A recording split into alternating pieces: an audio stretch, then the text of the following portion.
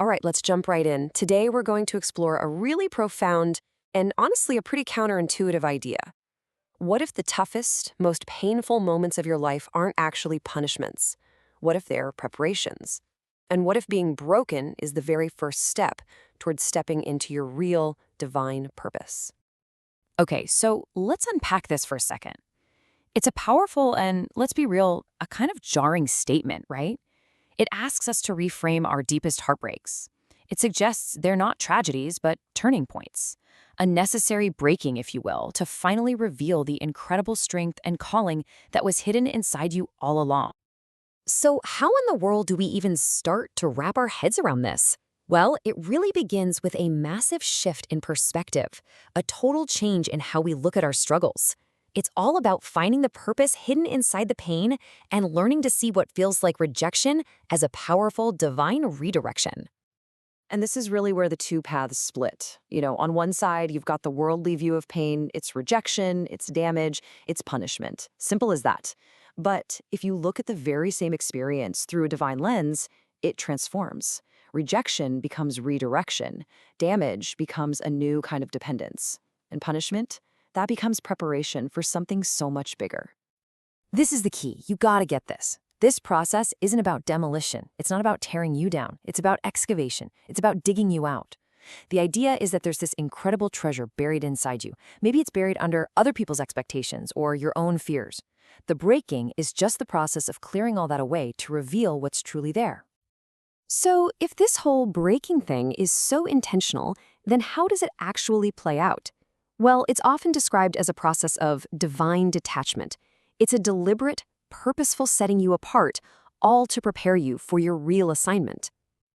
It seems to happen in about 3 stages. Think of it like a sacred kind of isolation.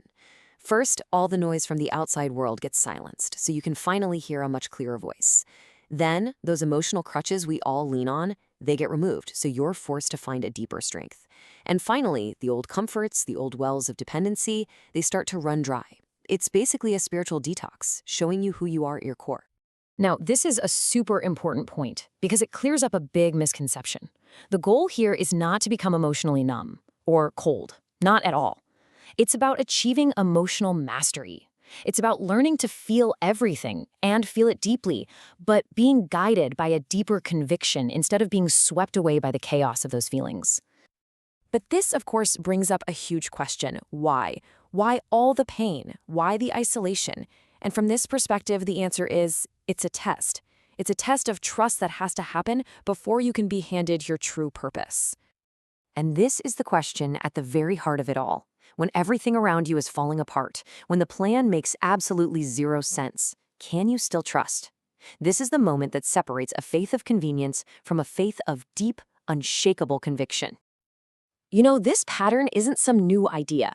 Just look at these powerful women from the Bible: Esther, Ruth, Hannah, Mary. For every single one of them, a season of profound loss, isolation, and brokenness came right before their greatest destiny unfolded. The breaking was actually their pathway to glory. So think of it this way. The breaking isn't a sign that you're disqualified. It's the opposite. It's your qualification. It's the proof that you can handle the weight of the calling that's on your life without collapsing under the pressure. The test itself is what makes you trustworthy. Okay, so we've walked through the breaking, the detachment, and the testing. But what's on the other side? What is the ultimate outcome of going through such an intense and purposeful journey? And here's the beautiful promise in all of this. You're not left in pieces. You're not abandoned in the rubble. You are reshaped. It's that classic image of the potter and the clay. The breaking is what allows you to be rebuilt into a vessel that's stronger, wiser, and ready for a much higher purpose. And I want you to just look at the incredible symmetry here. The test you go through is perfectly matched to the level of trust you're being prepared for. If he sees he can trust you with pain, then he knows he can trust you with purpose.